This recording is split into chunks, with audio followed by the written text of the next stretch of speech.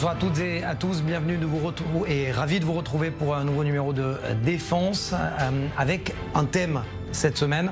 D'abord, un rapport édifiant sur le déploiement militaire iranien, ce que l'on appelle du côté des États-Unis la terreur géographique. Merci d'être avec nous. Chani, vous avez lu les 17 ou 18 pages de ce rapport et vous l'avez résumé.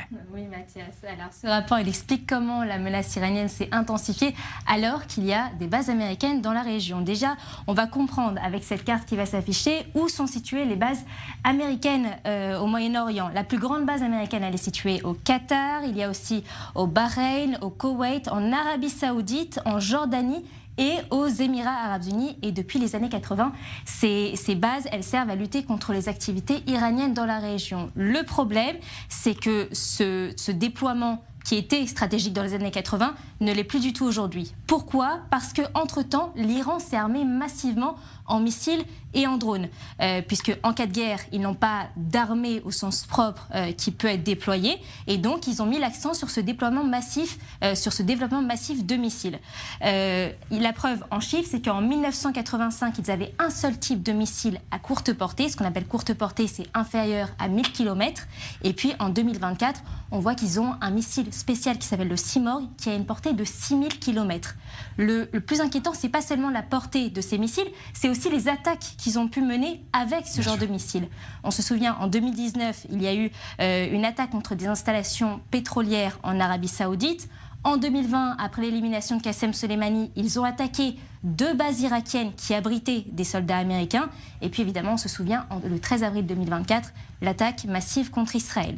Maintenant qu'on a vu la menace de ces missiles, il y a 2 problèmes qui se posent. Premier problème, c'est que grâce à ces missiles et à ces drones, l'Iran peut attaquer les bases américaines qui sont situées dans la région. Donc la structure de ces bases, elles sont mal positionnées.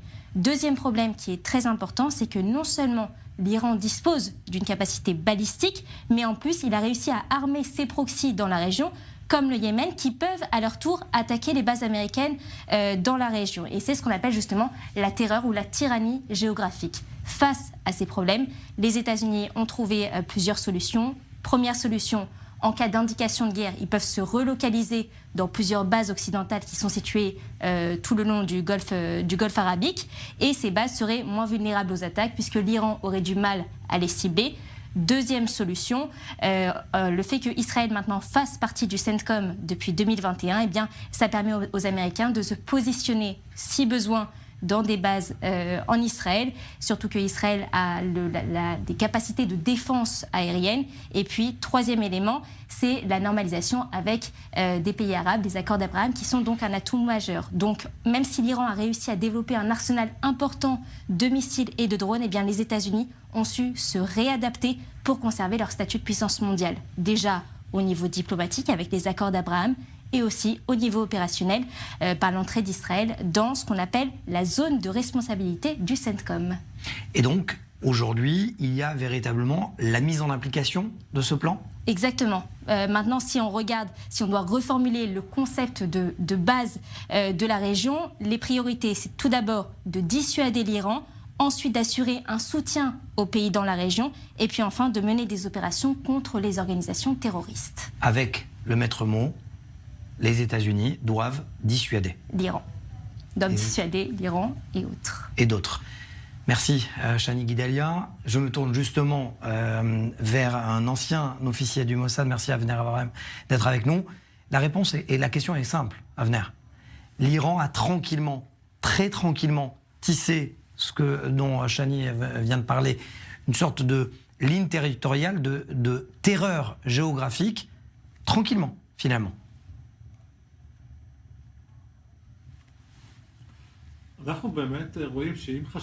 Nous voyons effectivement, si on pensait que si c'est le programme nucléaire iranien qu'il faut combattre principalement, d'ailleurs c'était une des missions principales du Mossad, en réalité nous voyons que les Iraniens ont créé un cercle d'étranglement avec des satellites. Et pour la première fois, on peut parler d'une menace existentielle pour Israël. Tout d'un coup, on a des missiles, des drones qui viennent du Yémen, qui viennent d'Irak, qui viennent de Syrie, qui viennent bien sûr du Liban avec le Hezbollah, qui est le plus important satellite iranien. Et il faut aussi repenser les choses sur ce plan-là. Les Iraniens n'ont pas encore la bombe nucléaire et ça leur fait 20 ans qu'on ne parle que de cela. Mais ça veut dire donc, c'est une manière des Iraniens, le fait de justement de dresser, d'établir cette terreur géographique, c'est de dire aux Israéliens finalement, on est prêt, vous vous réveillez quand vous voulez, mais vous pouvez continuer à dormir.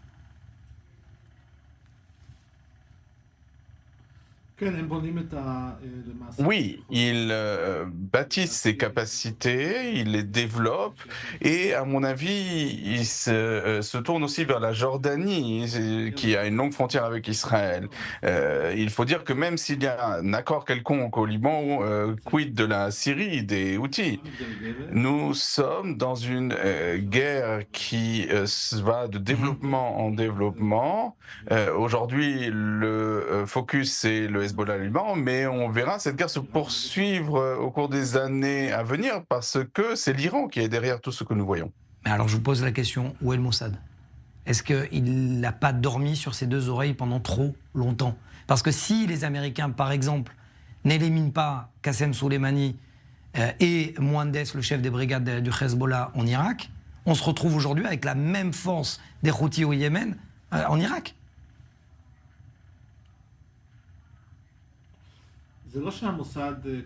Alors, ce n'est pas qu'il y a eu un échec ou une inactivité du Mossad, mais le Mossad a consacré tous ses efforts pour freiner le programme nucléaire iranien. Et aujourd'hui, effectivement, on change de direction depuis notamment le 7 octobre, puisque là, c'est effectivement un dysfonctionnement. Il faudra enquêter pour se préparer, notamment à l'avenir. Donc, un mot, si vous permettez, à propos des Houthis. Les Houthis ont subi un coup très dur récemment. Et si cela dépendait de moi, eh bien, je frapperais encore plus des hangars de nourriture, de carburant dans la zone contrôlée par les Houthis. Parce qu'il a fallu 2 mois pour se remettre et Oui. parce qu'ils ont dû changer de manière d'attaquer Israël. Très bien. Mais est-ce que justement Israël et le Mossad n'ont pas un train de retard? J'ai toujours grandi avec ce mythe du Mossad qui agit pendant que l'action est en cours ou alors qui agit avant que l'action est en cours. Mais là, de voir que les Houthis avec un missile Palestine 2 par exemple peuvent déclencher l'alerte dans tout Israël, est-ce qu'il n'y a pas un train de retard?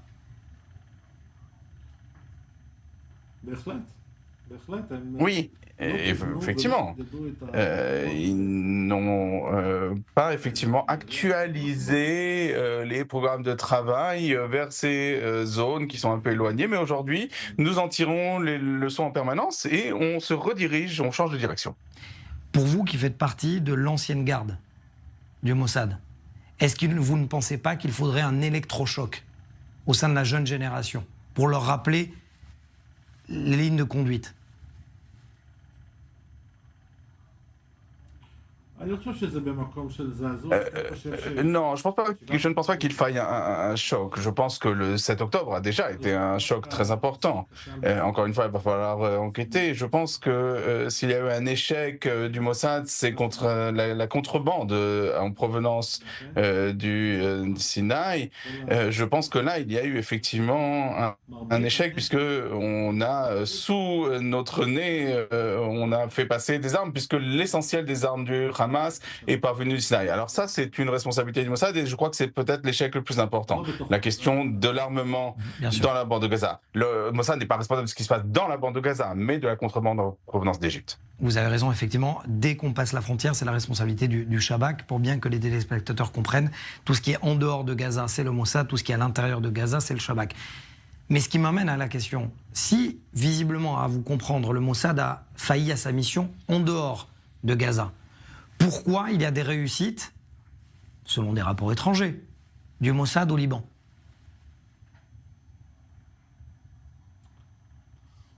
Il y a des réussites et qui sont revendiquées parfois par le Mossad, mais je dois dire que si le Mossad et l'État d'Israël ne revendiquent pas telle ou telle activité, c'est une décision qui leur est propre.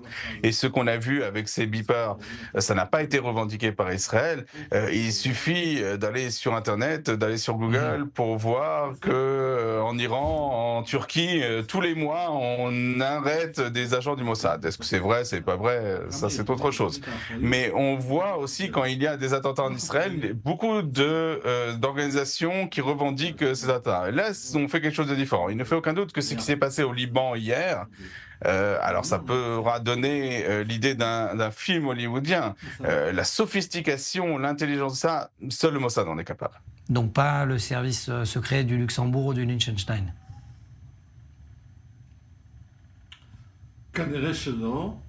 Probablement pas. Mais le fait que nous soyons les bénéficiaires de cette opération ne nous rend pas forcément responsables de l'opération. Dernière question. Lorsque vous étiez à Beyrouth, parce que vous avez officié au nom du Mossad à Beyrouth, pourquoi c'est important un beeper ?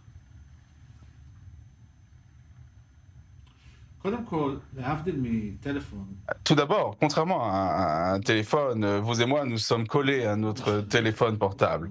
Eh bien, notre téléphone donne notre localisation en permanence. Donc, on peut localiser les téléphones. Il y a, si vous avez TikTok, je peux vous garantir que vous êtes sur écoute.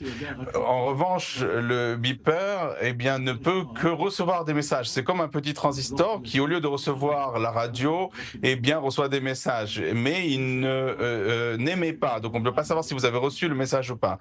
On a vu aussi hier que les gens qui ont reçu des messages ont aussi perdu quelques doigts en route. Merci, Avner Avraham. Je précise que je n'ai pas TikTok, peut-être...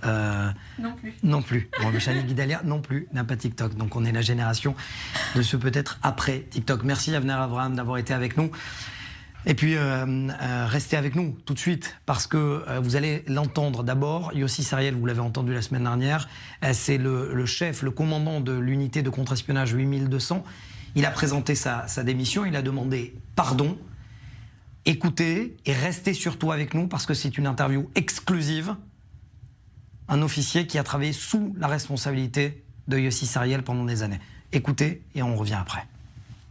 Le 7 octobre, à 6h29, je n'ai pas accompli ma mission comme je l'attendais de moi, comme mes commandants et mes subordonnés l'attendaient de moi, et comme les citoyens de la nation que j'aime tant l'attendaient de moi. Les informations détaillées, produites et diffusées sur les plans et les préparatifs du Hamas n'ont pas réussi à briser les fondements militaires et de renseignement au sein de l'unité ou parmi nos partenaires. Malgré nos attentes, son unité n'a pas réussi à identifier les renseignements permettant d'empêcher une telle attaque. Pardon pour ne pas avoir rempli la mission qui m'était impartie.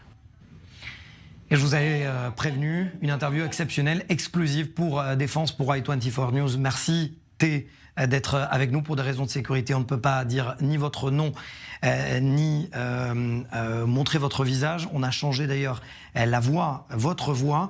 D'abord, est-ce que pour vous, toutes les opérations attribuées à Israël récemment viennent expier la faute du 7 octobre? Il ne s'agit pas d'expier le 7 octobre. Nous sommes au cœur d'une guerre et le but de l'unité 1200 en temps de guerre, c'est d'avoir des renseignements précis, de qualité, pour frapper l'ennemi et pour neutraliser ses capacités à attaquer Israël et de manière générale. C'est pourquoi les dernières opérations qu'on a pu voir, ce sont des opérations qui devaient avoir lieu, qui ont été menées dans une large mesure par l'unité 8200 pour les renseignements, les localisations. Je ne sais pas si tout Israël sait, mais le monde a vu les résultats de ces opérations. Parce que trouver le chef d'état-major au Liban, en plein cœur de la Dahia à Beyrouth, le chef d'état-major du Hezbollah, déclencher une opération 15 minutes avant que le Hezbollah ne tire, éliminer les rampes de lancement, faire exploser visiblement, puisque c'est une opération qui est attribuée à Israël, des beepers. Qu'est-ce qui se passe au Liban? Vous avez oublié de mentionner autre chose, la riposte iranienne où 99% des missiles ont été interceptés. Moi, je dirais demander au commandant des renseignements pour voir comment on a localisé les missiles et comment on a intercepté. Mais j'aimerais vous dire, Yossi Sariel a réussi à promouvoir des capacités qui n'existaient pas par le passé au sein de l'unité 1800, par exemple Mohamed Dev qui a été désigné comme cible, eh bien cela a permis de l'éliminer alors qu'il savait très bien qu'il était poursuivi. Bien sûr, le Shin Bet a participé largement, mais une grande partie du résultat est due aussi à l'unité 8200 et en réalité à la coopération entre les services de renseignement. Parlons aussi d'Ismail Haniyeh.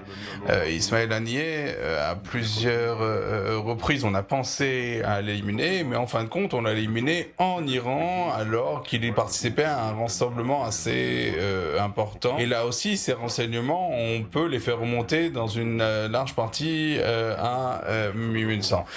Yossi Sariel aussi, pendant cette guerre, vous savez, il y a beaucoup de bruit parasite, puisqu'il y a énormément de renseignements, et bien il s'est focalisé sur cette mission et il a réussi à faire de cette unité une machine bien huilée. Vous savez, il y a beaucoup de soldats dans cette unité et il a réussi à obtenir les renseignements précis pour trouver le moment opportun et avec le chef d'état-major et avec les autres unités a permis une opération militaire très réussie en fin de compte.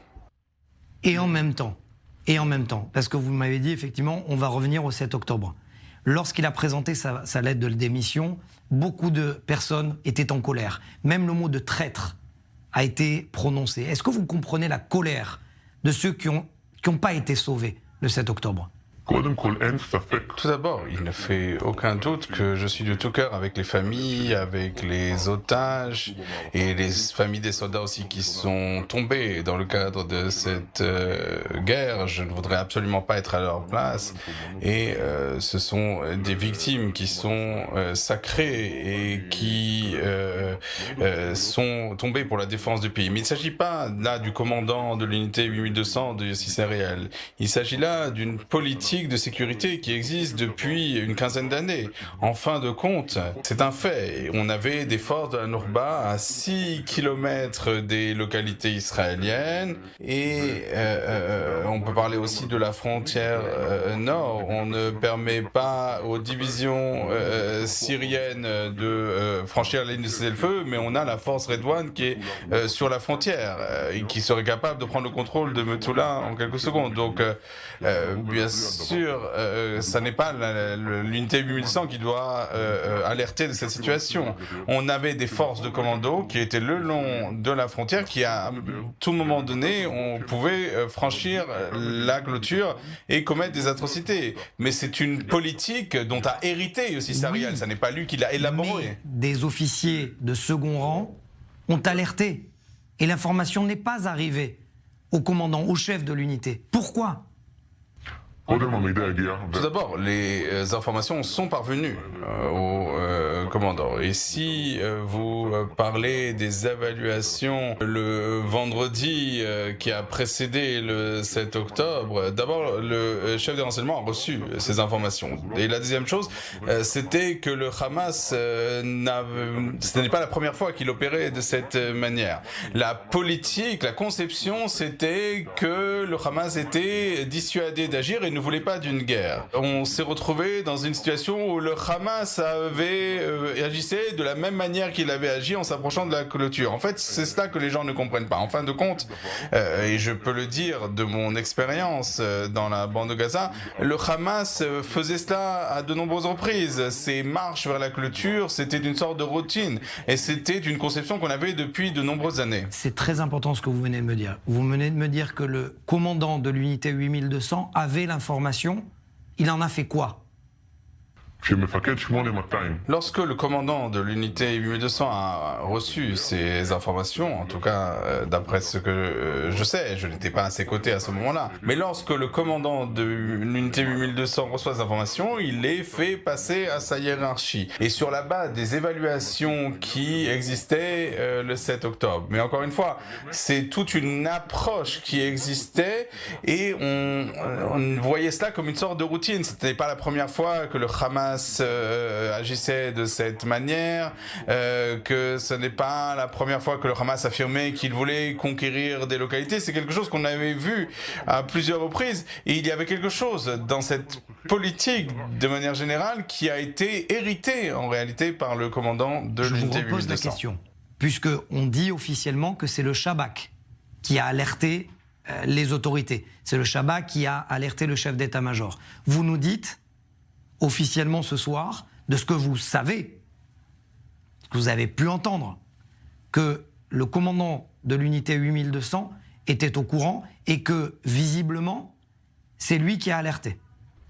Je ne suis pas en contact avec le commandant de l'unité 8200 depuis le 7 octobre, plus ou moins, parce qu'il est très occupé à mener cette guerre, et il le fait avec succès, donc au-delà de l'échec du 7 octobre dont nous parlons.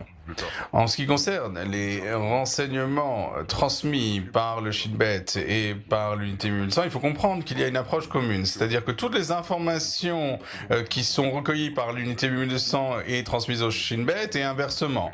Donc vous dire ça n'est que le Shin Bet qui a fait parvenir ces informations ou uniquement l'unité 8200, non, ça a été fait simultanément dans un effort commun.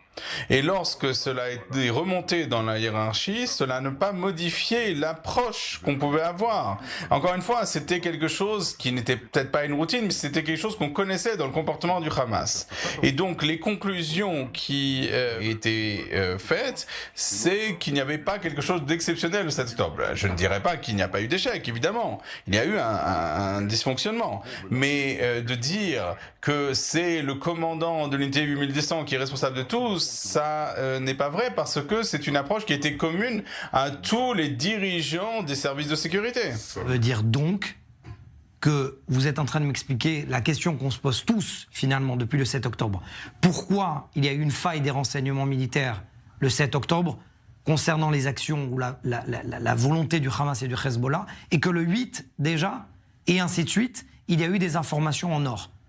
Je n'affirme pas que les renseignements militaires ou l'unité 8200 aient agi d'une manière parfaite le 8 octobre et pas le 7 octobre. Je parle de l'effet de surprise, mais ça n'est pas un échec des services de renseignement, mais qui va au-delà des services de renseignement. On a des forces d'infanterie, on a des unités militaires, et de dire c'est l'unité 8200 qui est le seul responsable de cette échec, c'est ce qu'on entend un peu aujourd'hui, c'est quelque chose qui est faux.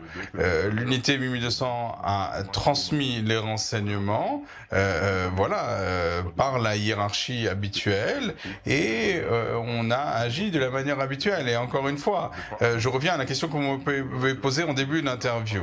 Il y avait une évaluation du chef d'état-major et du commandant de la région qui a été faite en pleine nuit, et les décisions qui ont été prises face à ce qui se passait le long de la clôture, et on a pensé que ça n'allait pas au-delà de la conception. Et c'est ça l'erreur, et c'est pour ça que le peuple d'Israël a payé un prix aussi lourd. Alors, est-ce que vous pensez, du coup, qu'il faut remettre à niveau l'ensemble de cette institution, puisque vous connaissez bien cette institution? Ouais.